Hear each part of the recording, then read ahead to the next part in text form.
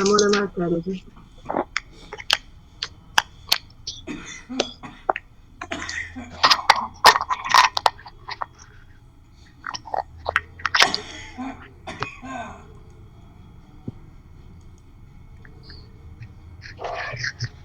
नमो नमः।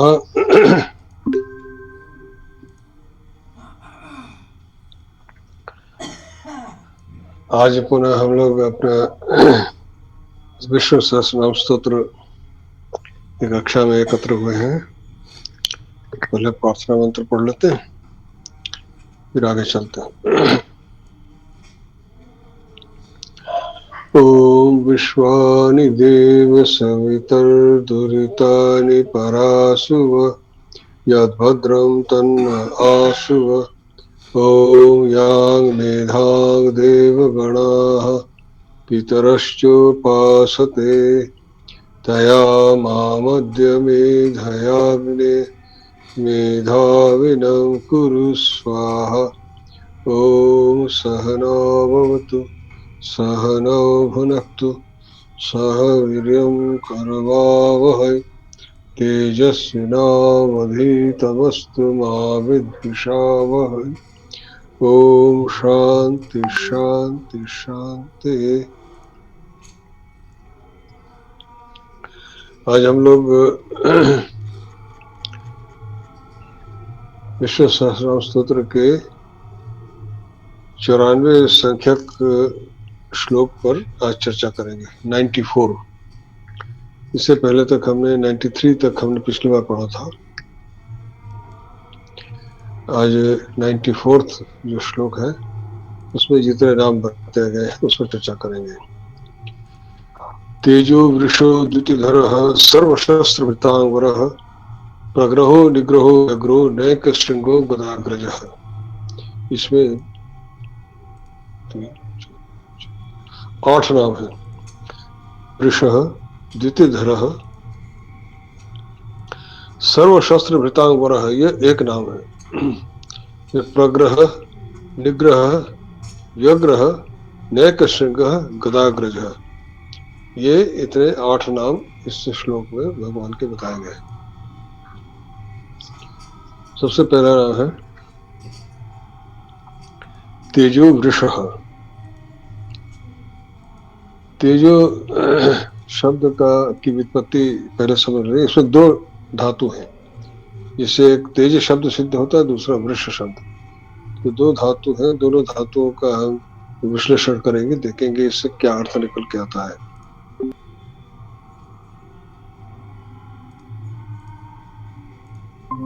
तीक्ष्ण करना, जैसे किसी के छुरी या चाकू को हम लोग शान देते हैं। शान देना कहना है कि इसको धार देना।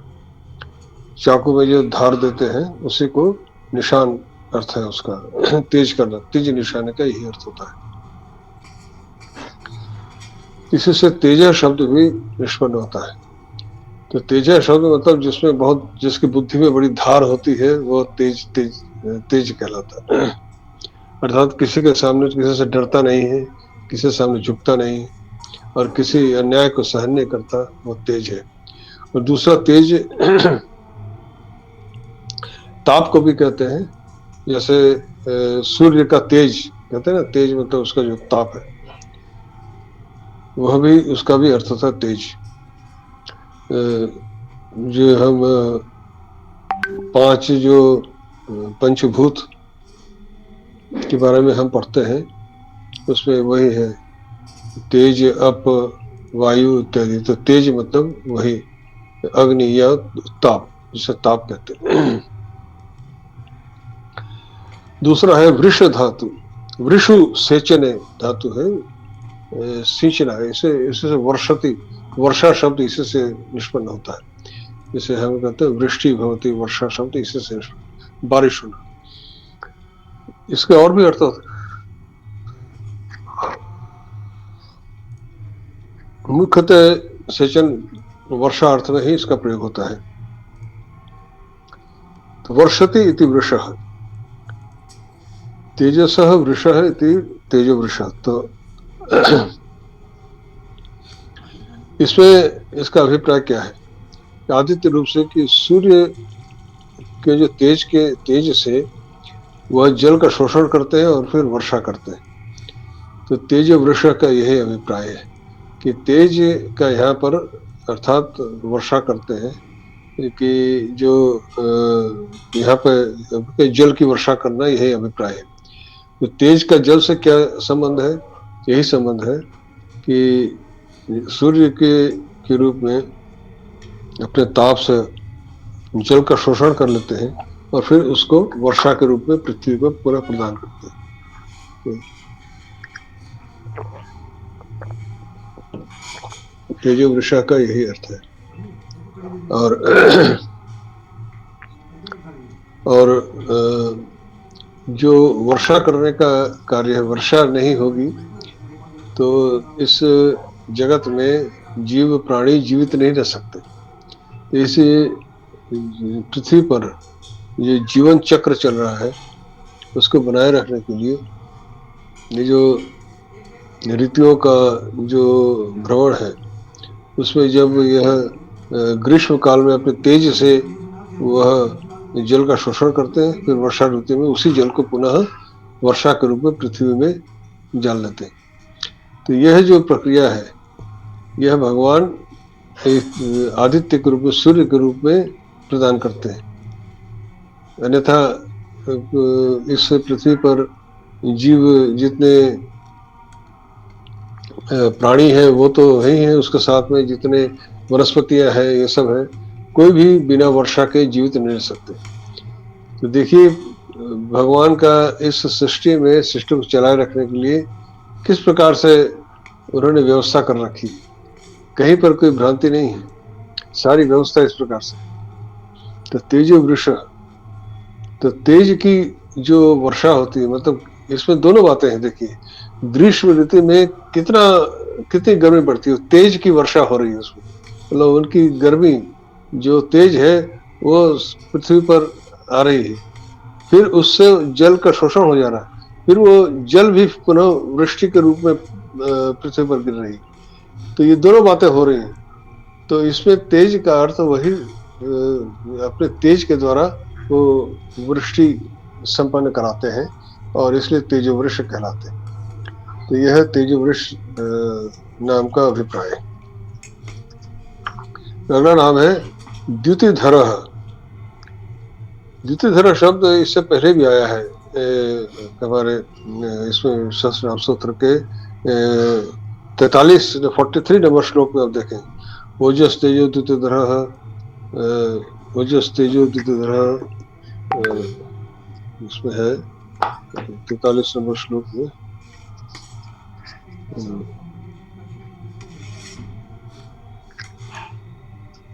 यह ओजस 43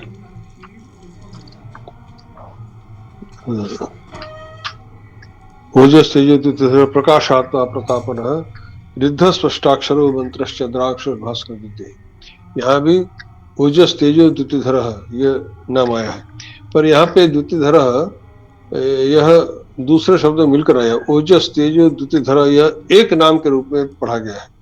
द्युतिधरः पूरे नाम का एक अंश है, यहाँ पर द्युतिधरः को अलग से पढ़ा गया है। यहाँ पर 43 नंबर श्लोक में आप देखेंगे ओजस तेजो द्युतिधरः यहाँ पर आया है, पर वहां पर द्युतिधरः उस ओजस तेजो द्युतिधरः एक नाम है, उसमें ओज और तेज के साथ द्युतिधर को पढ़ा गया है। वहां पर हमने इसके अर्थ को चर्चा की थी, बताया था।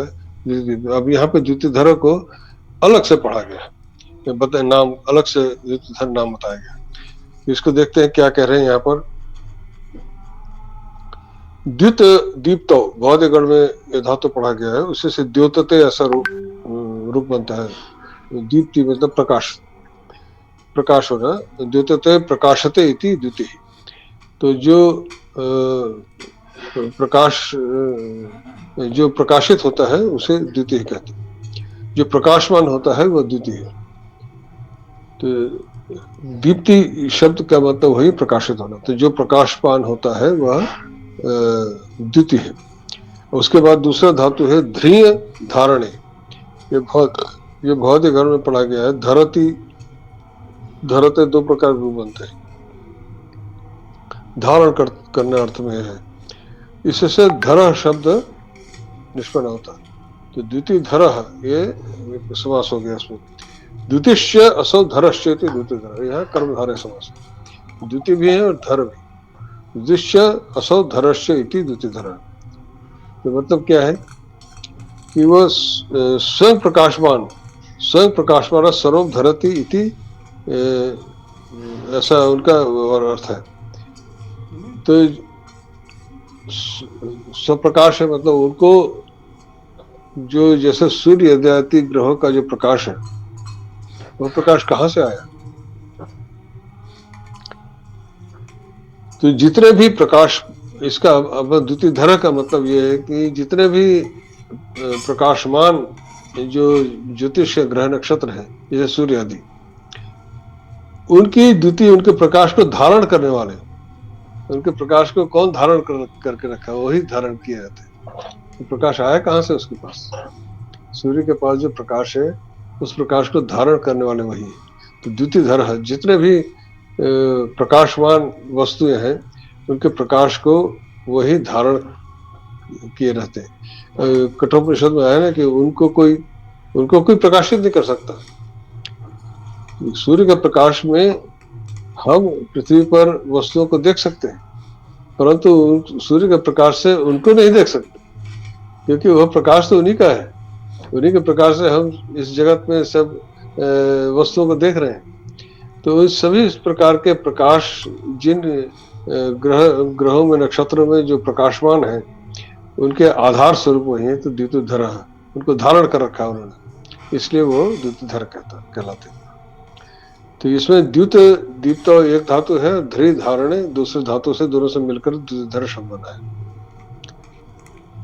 अगला नाम है सर्वशस्त्र भृतांग वरह।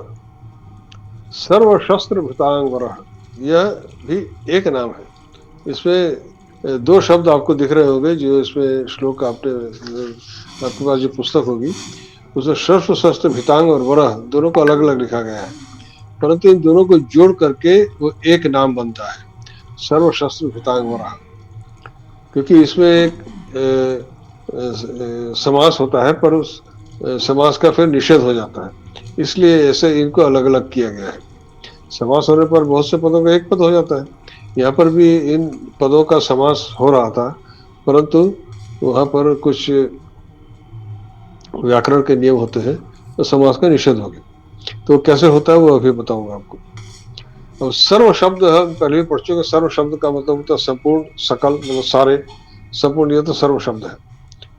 वह भी कुछ धातु सिद्ध होता है, वो उसके गहराई में जाने की आवश्यकता नहीं, वो पहले हम कर चुके हैं। पर सर्व शब्द का अर्थ होता है सारे, मतलब संपूर्ण ये है। और शस्त्र शब्द कैसे सिद्ध होता है? शशु हिंसायाम, शशु हिंसा एक धातु है जो भादक में पढ़ा गया, शस्त्रती ऐसा रूप बनता है। तो उसमें उससे से शस्त्रम शब्द बनता है। हम कहते हैं ना अस्त्र शस्त्र। अस्त्र और शस्त्र में अंतर क्या है? अस्त्र असु क्षेपणे धातु से बनता है। असु मतलब फेंकना है। जो आयुध, ये अस्त्र शस्त्र का मतलब आयुध, ऐसे आयुध माने वेपन जो कि फेंक कर मारा जाए, उनको अस्त्र कहते हैं। जैसे भाला इत्यादि, जिसको फेंक करके आघात किया जाता है, वो अस्त्र कहलाते हैं। और शस्त्र जो कि हाथ में पकड़े रहते हैं और उसी से आघात करते हैं, जैसे तलवार, खड्ग इत्यादि, गदा, तलवार, खड्ग, ये शस्त्र कहलाते हैं। अस्त्र वह है जिसे फेंक करके मारा जाता है, भाला इत्यादि जैसे। और शस्त्र वो है जो हाथ में लिए रहते हैं और उससे आघात करते हैं। उसको फेंक करके आघात नहीं करते, उसे हाथ में लेकर के सामने से वार करते हैं, तो वो शस्त्र कहलाते हैं। तो यहाँ पे क्या कह रहे हैं? सर्व शस्त्र भृतांग। सर्व शब्द हमने जाना क्या मतलब। अब भृतांग शब्द में भ्री धातु है। भ्री धातु, भ्रीय भरण, भ्रीय भरण मतलब ये भी भौतिक अनु पढ़ा गया है। भरती ऐसा रूप बनता है। भरण मतलब भरण पोषण करना, जिसे हम कहते हैं ना। पर यहाँ पर शस्त्रम भरती, तो शस्त्र भृत का मतलब है शस्त्र धारक। शस्त्र को जैसे धारण कर रखा है उसे शस्त्र भृत कहते हैं। तो ये शस्त्र भृत का अभिप्राय है शस्त्र को धारण करने वाला। यद्यपि भ्रिय धातु का अर्थ तो भरण पोषण करना होता है, परंतु जब उसके किसी शस्त्र को धारण कर रखा है तो शस्त्र की का मेंटेन भी वही करते हैं। अब तलवार किसी ने धारण की है, जो भगवान राम धनुष बाण को धारण किए रहते थे, तो धनुष बाण की देखभाल भी तो उन्हीं को करनी होती है। तो वो इसलिए वो शस्त्र धारण करने का यही अभिप्राय है, शस्त्र धारक। तो शस्त्र भृत का मतलब है शस्त्र को धारण करने वाला या उस शस्त्र का भार वहन करने वाला। तो उस शस्त्र को अपने हमेशा अपने साथ रखने वाला, धारण करने वाला, उस शस्त्र को सदैव अपने पास अपने साथ रखने वाला। तो यह शस्त्र भृत का अर्थ है। और फिर क्या करें, तो शस्त्र भृत ये हुआ। तो शस्त्र भृतांग में षष्ठी बहुवचन, तो षष्ठी बहुवचन का मतलब कि जिससे शस्त्र धारकों में, तो शस्त्र धारकों में वरह का मतलब व्रीय वर्ण एक धातु है जो क्रियादि गण में पढ़ा गया है, वृणात या स्वरूप वर्ण करना जिसके, तो वर्णीय हम कहते हैं ना, जो वर्ण करने योग्य। तो वरह मतलब वर्ण करने योग्य, वर्ण करने योग्य। तो शस्त्र भृतांग वरह, तो जितने भी शस्त्रधारी है उनमें सब में सर्वश्रेष्ठ, यहाँ वर्ण मतलब श्रेष्ठ, वर्ण करने योग्य मतलब श्रेष्ठ। तो सर्व शस्त्र भृतांग वरह, तो सभी शस्त्रधारियों, जितने भी शस्त्रधारी हैं, तो यहाँ पर सर्व शस्त्र भृतांग वरह, ये न निर्धारण होना, निर्धारण मतलब कौन श्रेष्ठ, श्रेष्ठता का निर्धारण हो रहा है। यहाँ पे समास का निषेध हो जाता है। तो न निर्धारण एक षष्ठी समास का सूत्र है कि निर्धारण के, जब निर्धारण अपेक्षित हो तब समास का निषेध हो जाता है। इसलिए यहाँ पे सर्वशस्त्र भृतांग और वरह, इन दोनों शब्दों में समास नहीं हुआ, परंतु दोनों उसका नाम का अर्थ निकालने के लिए दोनों को साथ में करके पढ़ना पड़ेगा। अर्थ क्या हुआ कि सभी शस्त्रधारियों में श्रेष्ठ, और सभी शस्त्रधारियों में श्रेष्ठ है। हम तो जैसे भगवान का जो ये भगवान विष्णु का जो एक देखते हैं रूप उनका, उसमें क्या होता है, शंख चक्र गदा इनके शस्त्र हैं जो उनको धारण कर रखा,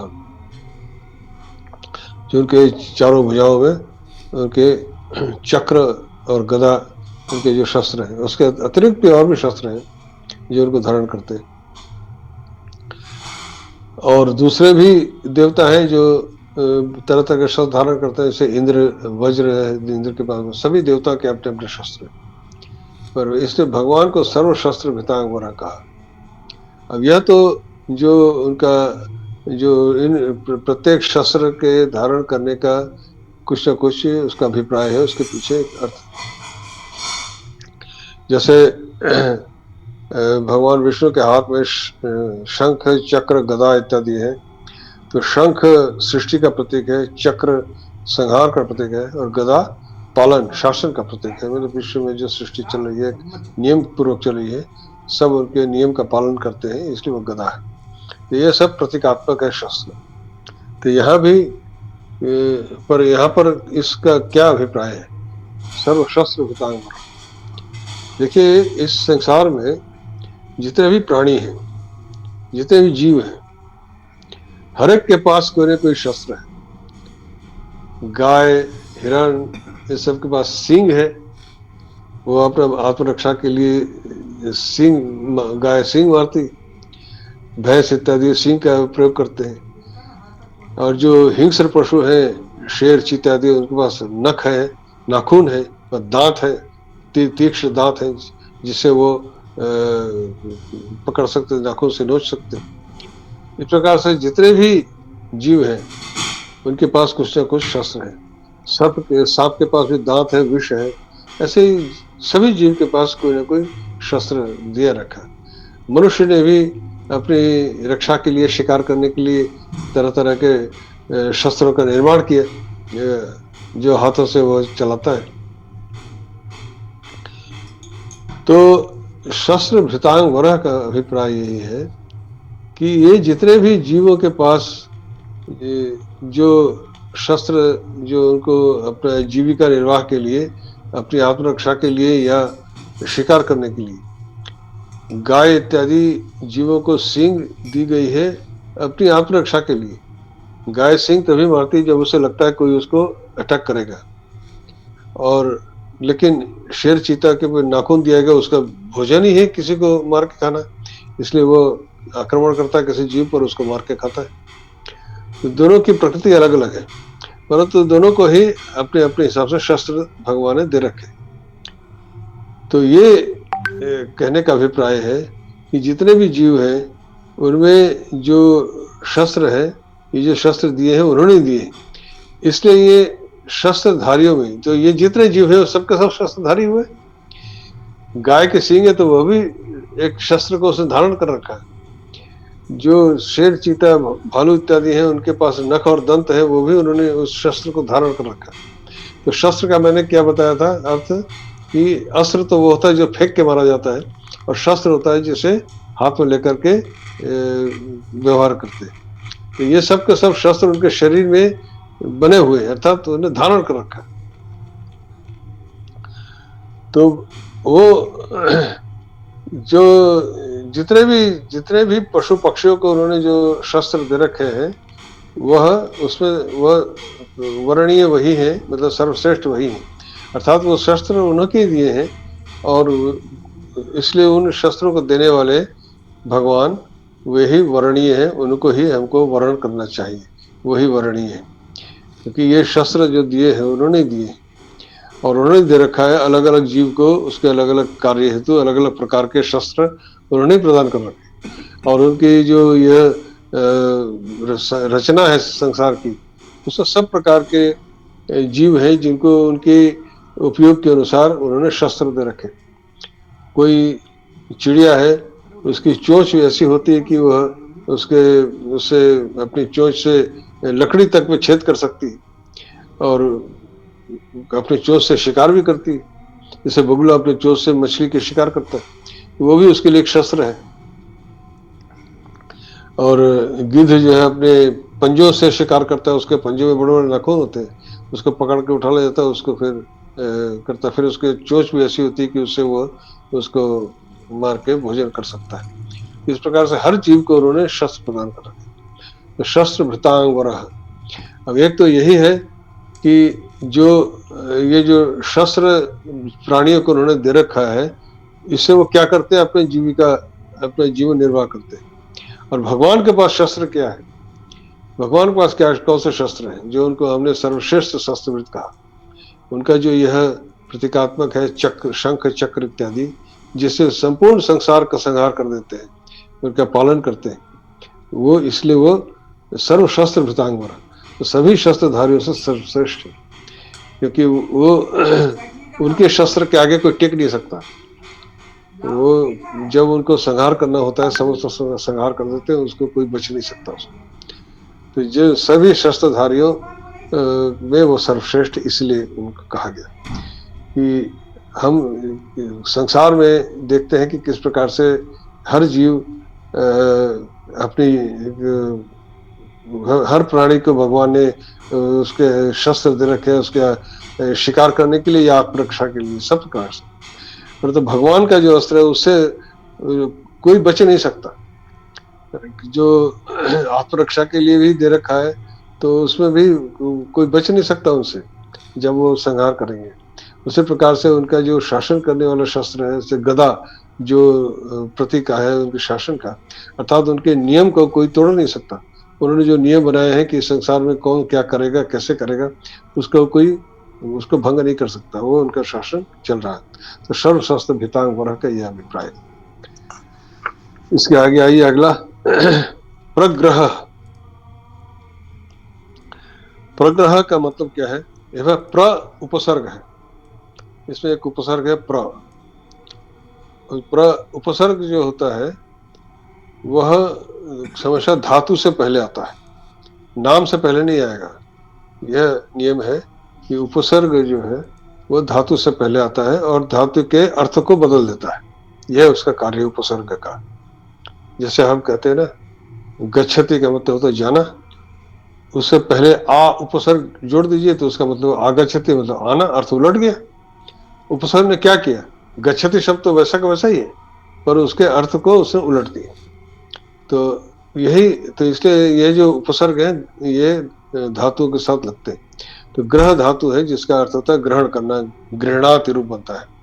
क्रियाधिकरण में पढ़ा गया गृहणाति, मतलब जैसे हाथ से आप किसी चीज को पकड़ते हैं ना, ग्रहण करना, उसको कहते हैं ग्रह धातु।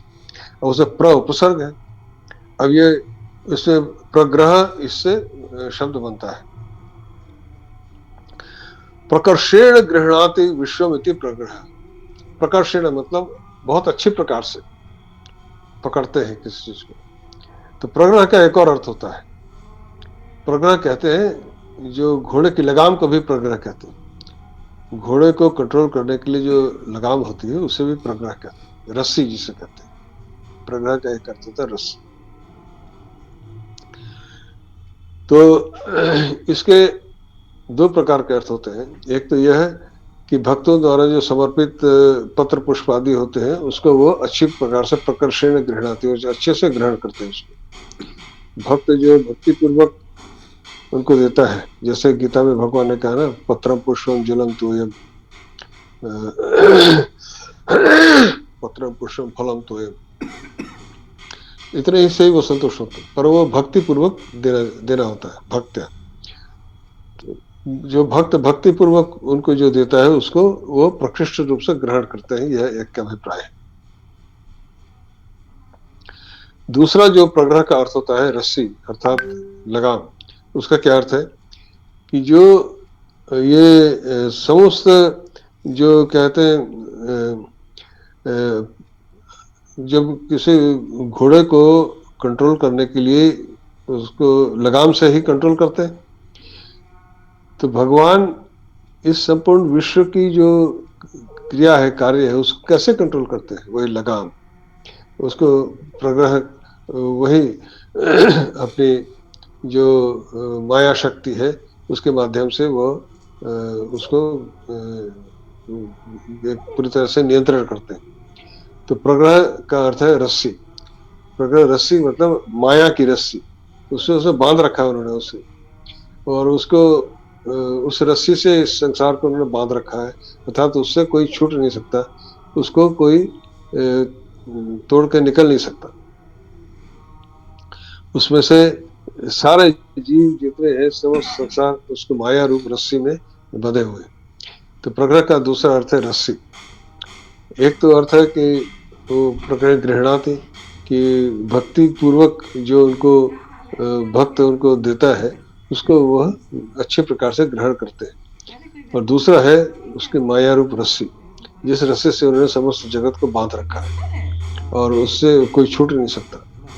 और इस प्रकार से वह, और दूसरी चीज ये भी है कि वह जो भक्त है उसको जैसे घोड़े को नियंत्रित करने के लिए लगाम की आवश्यकता होती है, ऐसे ही बहुत प्रबल ये जो हमारी इंद्रियां हैं इनको भी जो नियंत्रित करने के लिए लगाम की आवश्यकता हो। लगाम क्या है, मन रूपी लगाम, उससे करो तो भगवान ही उनको वह शक्ति प्रदान करते हैं भक्त को, जो अपने इंद्रियों को वश में कर सके। क्योंकि जब तक इंद्रियां वश में नहीं होगी तब तक वो भगवत प्राप्ति नहीं हो सकती। तो वह शक्ति कौन देता है, भगवान ही देते हैं। तो वही वह रस्सी है भगवान की दी हुई, जिससे भक्त अपने इंद्रियों को वश में कर लेता है, मन को भगवान में एकाग्र कर सकता है। उनकी मत प्रसादात, गीता में बार बार एक शब्द आया है, मेरी प्रसाद से मतलब मेरी कृपा से। भक्त को प्रयास तो करना होता है, पर भगवान जब कृपा करते हैं तभी उसके द्वारा संभव होता है, वरना जीव में इतनी शक्ति नहीं है कि उसके माया के बंधन को वो तोड़ सके या खोल सके। तो उनकी कृपा से ही वो बंधन खुल सकता है। यह जो प्रग्रह मतलब होता है रस्सी, जिससे माया और रस्सी से उन्होंने संपूर्ण जगत को बांध रखा है, ये अभिप्राय। दूसरा है निग्रह। यहाँ भी वही ग्रह धातु है और नी यहाँ पर नी उपसर्ग है। तो ये जो मतलब क्या है, यहाँ पर होता है नी ऊपर निश्चयात्मक अर्थ है इसका। प्र था प्रकर्षण, मतलब प्रकर्ष प्र उपसर्ग से मेरे का तो उसका एक अर्थ हो गया कि रस्सी एक अर्थ हो गया, दूसरा अच्छे प्रकार ग्रहण करना अर्थ हो गया। यहाँ पे नी उपसर्ग निश्चयात्मक होता है, अर्थात निश्चयन गृह्यते येन इति निग्रह, जिसके द्वारा निश्चित रूप से ग्रहण किया जाता है, निग्रह। तो निग्रह का मतलब हम एक तो अर्थ होता है कि किसी चीज को दबाना, जैसा आपने सुना इंद्रिय निग्रह, इंद्रियों को दबा देना, इंद्रियों को उसकी जो इंद्रियां जो चाहती हैं उसको वो न देना, इसको निग्रह कहते हैं। तो यहाँ पर भगवान क्या क्या, भगवान को निग्रह क्यों कहा? निश्चय गृह्यते, अर्थात वो सब कुछ ग्रहण कर लेते हैं। निश्चय गृह्यते का मतलब ये हुआ कि जो यहाँ पर है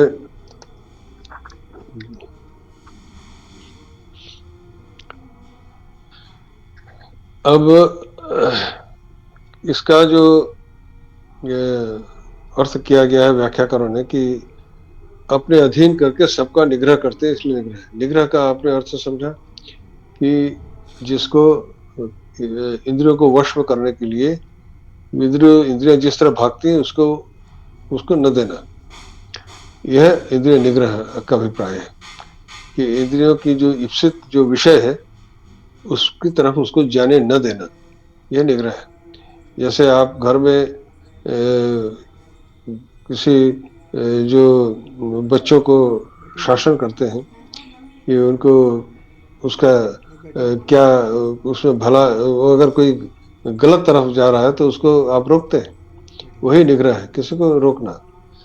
तो यहाँ पर भगवान को निग्रह क्यों कहा? क्योंकि वह भक्त को विषयों की तरफ जाने से रोकते हैं, निग्रह करते हैं, उनके उस अपने वश में करके उसके इंद्रियों को निग्रह करने की उसकी शक्ति प्रदान करते हैं, निग्रह। तो वह जो और निश्चय ने गृह्यते ये न, मतलब निश्चित रूप से जिनके द्वारा ग्रहण किया जाता है। तो क्या है कि इंद्रियां हमारी बहिर्मुखी होती हैं और वो बाहर विषयों की तरफ भागती हैं। ग्रहण करने का मतलब क्या है? उनको भीतर की तरफ अपनी तरफ ले लेना ताकि उसको विषय की तरफ न जाए।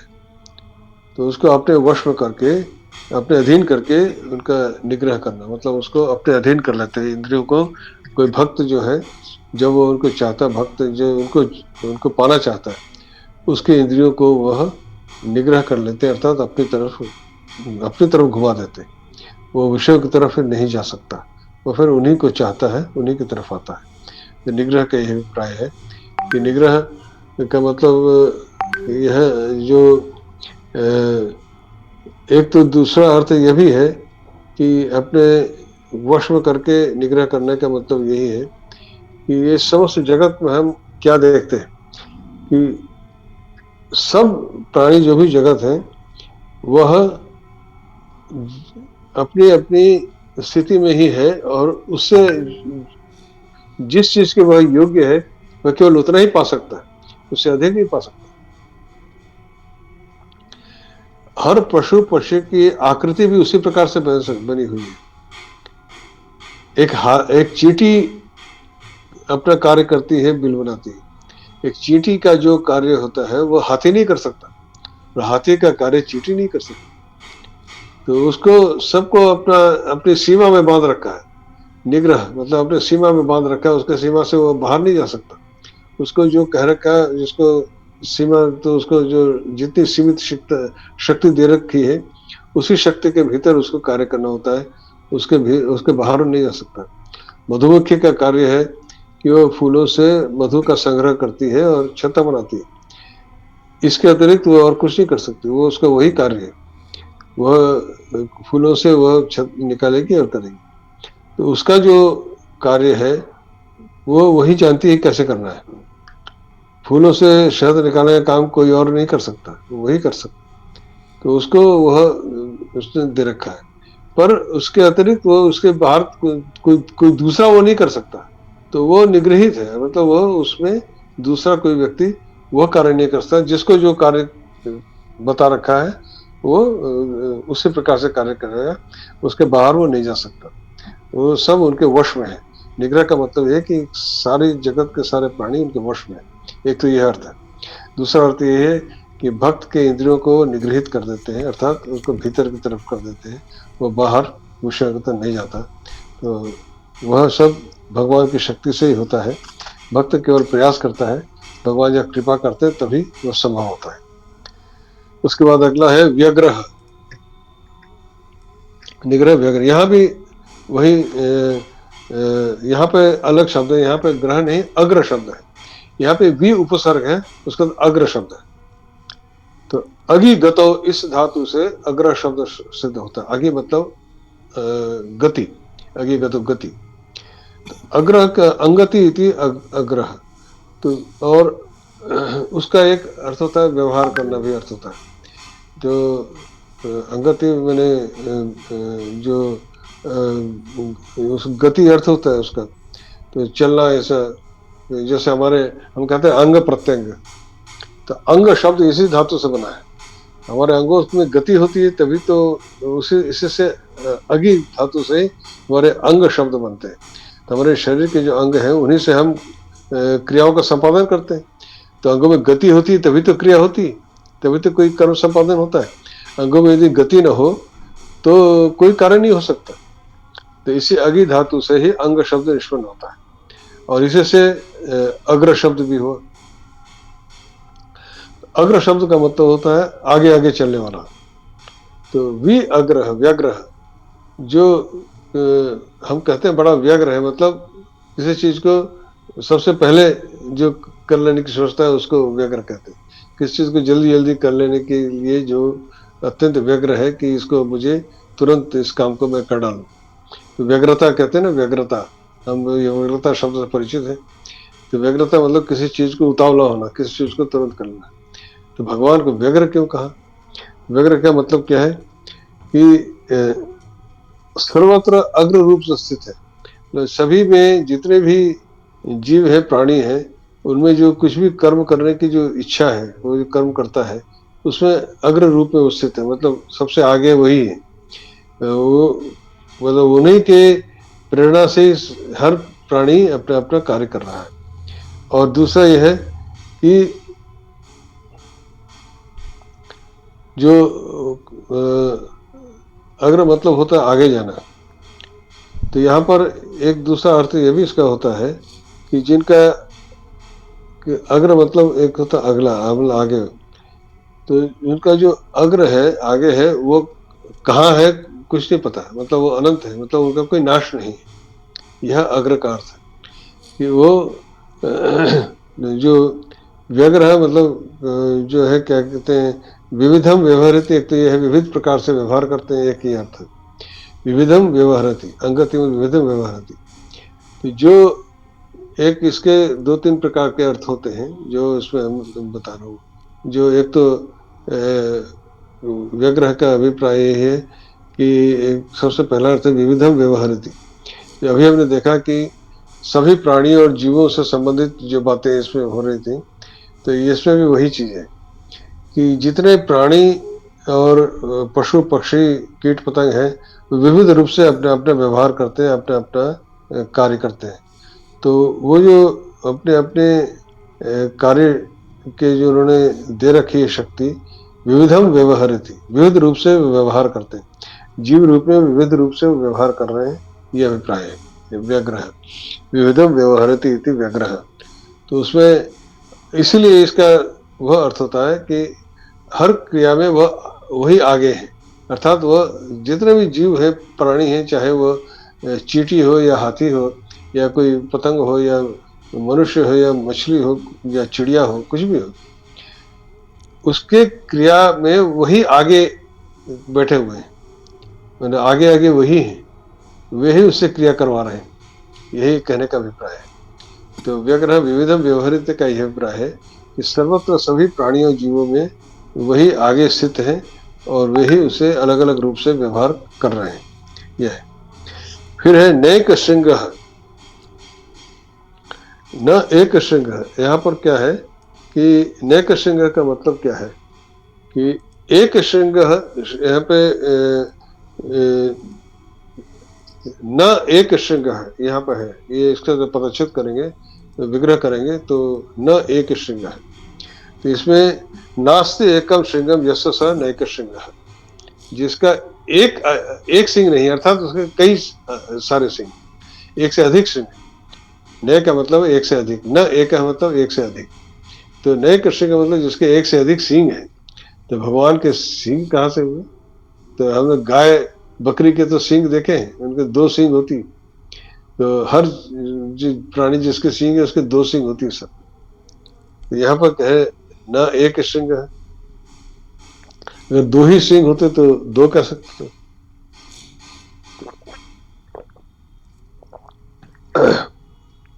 और श्री, श्री धातु है, श्री हिंसायाम धातु है, श्रृणाति स्वरूप बनता है। इससे श्रृंग मतलब सिंह शब्द बना है। हिंसायाम मतलब सिंह से ही तो जो पशु है वह सिंह से ही तो आघात करता है, शस्त्र रूप में व्यवहार करता है, और किसी को जब आघात करना होता है सिंह से ही करता है। तो श्रृंग श्री हिंसायाम द्वितीय श्रृंग शब्द सिद्ध होता है। अब ये क्या कह रहे हैं कि नैक श्रृंग का मतलब क्या है? भगवान को वेदों में 4 सिंग वाला कहा गया है। उसमें क्या है, एक इसमें आपका जो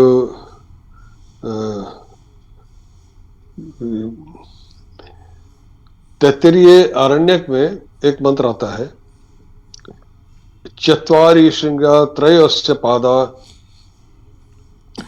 द्वे शीर्ष सप्तहस्तासो त्रिधा बद्धो वृषभो रोरवीति महादेव मर्त्याम आविशेष। तैत्तिरीय आरण्यक का है। तैत्तिरीय उपनिषद नहीं, आरण्यक अलग आता है, उसमें है। मतलब ये यजुर्वेद का जो कृष्ण यजुर्वेद का अंश। चत्वारि श्रृंगा त्रयोस्य पादा द्वे शीर्ष सप्तहस्तासो त्रिधा बद्धो वृषभो रोरवीति महादेव मर्त्यांग आविशेष। तो यहाँ पर भगवान को इस प्रकार से वर्णन किया गया है। आप में से कई लोग हैं जो हमारे कक्षा में व्याकरण पढ़ते हैं, तो उसमें मैंने कुछ जो मूल बातें हम पढ़ते हैं वो सब इस मंत्र में पहले से दिया गया है। तो व्याकरण महाभाष्य जो पतंजलि ने लिखा है पाणिनि का अष्टाध्यायी के ऊपर, उसमें इस जो है शब्द अनुशासन का प्रयोजन बताते महर्षि पतंजलि ने इस श्रुति को शब्द ब्रह्म की प्रातिपदिका माना है। इस ये जो श्रुति का जो ये मंत्र है इसी को शब्द ब्रह्म माना है। ब्रह्म जो है शब्द रूप में किस प्रकार अभिव्यक्त होता है। तो इसमें क्या कहा है कि इस वृषभ रूपी शब्द ब्रह्म, वृषभ यहाँ पे साण होता है वृषभ, वृषभ रूपी शब्द ब्रह्म के 4 सिंह हैं। ये 4 सिंह क्या है? नाम, आख्यात, उपसर्ग और निपात।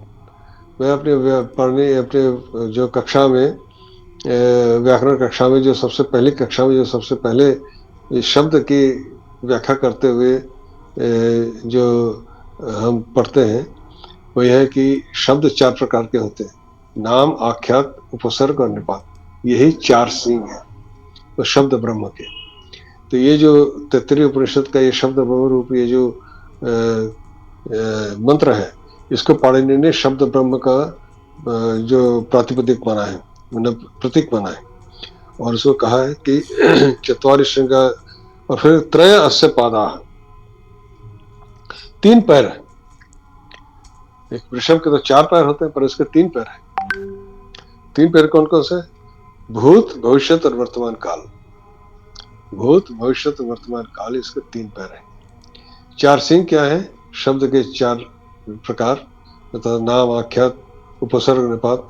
उसके 3 पैर क्या है? भूतकाल, वर्तमान काल, भविष्य काल, 3 पैर है। उसके बाद और क्या कह रहे हैं? द्वे शीर्ष है, मतलब 2 सिर है। 2 सिर क्या है कि नित्य और कार्य रूप शब्द, मतलब जो कुछ शब्द हैं जो नित्य हैं, जिनका एक जैसा रूप होता है, और कार्य रूप जो क्रिया में परिवर्तित होते हैं। तो नित्य और कार्य रूप ये शब्द की 2 प्रकार है। तो ये जो 4 सिंह हैं, तो इसको तो नाम आख्यात उपसर्ग निपात कहा गया, और जो 2 सिर कहा गया। सिंह तो सर पर ही होते हैं ना, तो वो जो तो सर ही सिंह का एक तरह से आधार है, सर पर ही सिंह है। ये जो शब्द के 4 प्रकार हैं, ये कहाँ पर स्थित है? वो 2 प्रकार, 2 सिर है उसमें स्थित है। तो 2 सिर क्या है? जो शब्द के नित्य और कार्य रूप शब्द। नित्य और कार्य रूप शब्द का अभिप्राय क्या है? ये शब्द जो है नित्य है, अर्थात वो कभी नष्ट नहीं होता। उसका जो भाव है वह सदा सदा एक जैसे रहता है। और कार्य रूप का मतलब होता है कि जो हम जो भी कर्म संपादित करते हैं, उन कर्मों को उन कर्मों का अलग अलग प्रकार होता है, उनको किसी न किसी भाव से उनको व्यक्त किया जाता है, तो उसको कार्य रूप शब्द कहते हैं उसको। एक तो शब्द होते हैं जो बदलते नहीं, बिल्कुल नित्य हैं, और कुछ शब्द हैं जो बदलते हैं, तो वो नित्य और कार्य रूप इसको कहा गया है। नित्य शब्द है जिनका रूप कभी बदलता नहीं, और कार्य रूप वो है जिनमें कुछ बदलाव होता रहता है। 2 प्रकार के शब्द इनको कहा है, नित्य और कार्य रूप का यही अभिप्राय है। ये 2 सिर है, और उसके 7 हाथ हैं। अब वृषभ के हाथ तो होते नहीं, पर इसके हाथ है। 7 हाथ क्या है? 7 विभक्ति है। किसी भी नाम के 7 विभक्तियां होती है। और क्या है? और यह त्रिधाबद्ध, मतलब 3 स्थानों में बंधा हुआ है। हृदय, कंठ और सिर रूप 3 स्थानों में बंधा हुआ है, मतलब कामनाओं का वर्षण करने वाला। हृदय, कंठ और सिर रूप, ये हृदय, कंठ और सिर, किसी हम साड़ को बांधते हैं ना, तो उसको कई प्रकार से, कहीं नाक में रस्सी लगाई जाती है, और गले में भी रस्सी से बांधते हैं। तो इसको कैसे बांधा गया है? जो है हृदय, कंठ और सिर को भी, उसके हृदय को और कंठ, गले में को बांधा गया है। 3 साधों में बांधा हुआ है। यह विषम रूपी महान देव शब्द करता है और मनुष्य में प्रवेश किए हुए। यह वृषभ रूपी महान देव, यह ब्रह्म परम महादेव। वृषभ रोरवीति, मतलब वह अपना शब्द करता है। रवा, जैसे पशुओं का जो ध्वनि होती है उसको रव कहते हैं, रवा। रोरवीति मतलब शब्द कर रहा है। वृषभ जो है शब्द कर रहा है। कैसा वृषभ कैसा है? जिसके 4 सींग हैं, अर्थात ये जो 4 सींग है, 4 प्रकार के शब्द, और त्रयस्य पादा, 3 पैर है, भूतकाल, वर्तमान काल, भविष्य काल, और 2 सिर हैं, जो 2 सिर है, जो कुछ शब्द जो नित्य है और जो शब्द परिवर्तनशील है, वो उनका वो 2 प्रकार के सिर है। और सप्तहस्त मतलब 7 हाथ है, 7 विभक्तियां हैं। और त्रिधावत तो 3 जगह से उसको बांधा हुआ है, और ऐसा वृषभ जो है जोर जोर से चिल्ला रहा, शब्द कर रहा है। तो वह शब्द रूप, शब्द ब्रह्म रूप, वह महादेव मर्त्याम आविशेष। मर्त्याम मतलब जो मरणशील जो जीव है, उसमें कहा गया कि मनुष्य में, मर्त्याम मनुष्य में प्रवेश किए हुए, मनुष्य के भीतर प्रवेश किए। तो यहाँ मर्त्याम का अभिप्राय मनुष्य से है, क्योंकि यह जो दूसरे प्राणी हैं वो तो केवल शब्द कर सकते हैं, पर उनमें इस प्रकार के वो ध्वनियों को परिवर्तित नहीं कर सकते। उनका जो ध्वनि है एक जैसी ध्वनि निकलेगी। वो मनुष्य की तरह वो जो उसकी ध्वनि विभक्त होकर के अलग अलग स्थानों को प्राप्त करते हुए वाक्य के वाणी के रूप में जो अभिव्यक्त होता है वह पशुओं में नहीं हो सकता, वह केवल मनुष्य में ही होता है। इसलिए यह शब्द के रूप में मनुष्य में प्रवेश किए हुए यह इसका अर्थ है। तो ये जो नेक श्रृंग कहा गया है वह उसी शब्द ब्रह्म की ओर इंगित है, संकेत है। फिर क्या कह रहे हैं, नेक श्रृंग गदाग्रज, गदाग्रज में भी है यही है। यहाँ पे गद व्यक्तायम वाची यह धातु है, गद मतलब बोलना, व्यक्त गदति ऐसा रूप बनता है। तो गदति का मतलब क्या है कि जो इसमें जो भी गदति का मतलब ये होता है गदाग्रज, अग्रज का मतलब अभी देखा हमने जो सबसे पहले उत्पन्न होता है, अग्रज मतलब अग्र जो पहले उत्पन्न होता है। तो किसी भी मंत्र में, मंत्र के आरंभ में ओम का उच्चारण किया जाता है, ओम उसके ब्रह्म का वाचक है। तो इसका अभिप्राय है कि मंत्र से पहले ही प्रकट होते हैं, अर्थात प्रत्येक मंत्र को जो मंत्र का उच्चारण करने से पहले उनका उच्चारण किया जाता है ओम रूप में, जो शब्द ब्रह्म को ओम के रूप में, जिस शब्द ब्रह्म की अभी पहले हमने चर्चा की नेक श्रृंग रूप में, उसको सबसे पहले मंत्र में उच्चारित किया जाता है गदाग्रज। अग्रज मतलब सबसे पहले, वो किसी मंत्र के उच्चारण से पहले वे उसमें प्रकट होते हैं, ये गदाग्रज का अर्थ है। ये तो आज इतना ही। और गदाग्रज का एक दूसरा अर्थ भी किया गया है कि भगवान कृष्ण के जो छोटे भाई थे, भगवान कृष्ण के बड़े भाई को तो हम जानते हैं बलराम, उनके एक छोटे भाई भी थे, उसका नाम था गद। तो गद के अग्रज गदाग्रज, ये अभिप्राय है। यह दूसरा, कृष्ण अवतार में जब वो आए थे तो उनके जो छोटा भाई था उसका नाम था गद। अब आप लोगों ने किसी ने पढ़ा, मुझे इस बारे में ज़्यादा जानकारी नहीं है। कृष्ण बलराम के बारे में तो हम सुनते आए हैं, इन दोनों की जोड़ी, बलराम उनके भाई थे। पर इसमें जो गदाग्रज के व्याख्या करते व्याख्याकारों ने ऐसा भी कहा है कि भगवान कृष्ण के भगवान वासुदेव के छोटे भाई का नाम था गद। तो गद के अग्रज अर्थात गद के बड़े भाई, इसलिए गदाग्रज कहा गया। ये एक और अर्थ निकला है। पर गदाग्रज का जो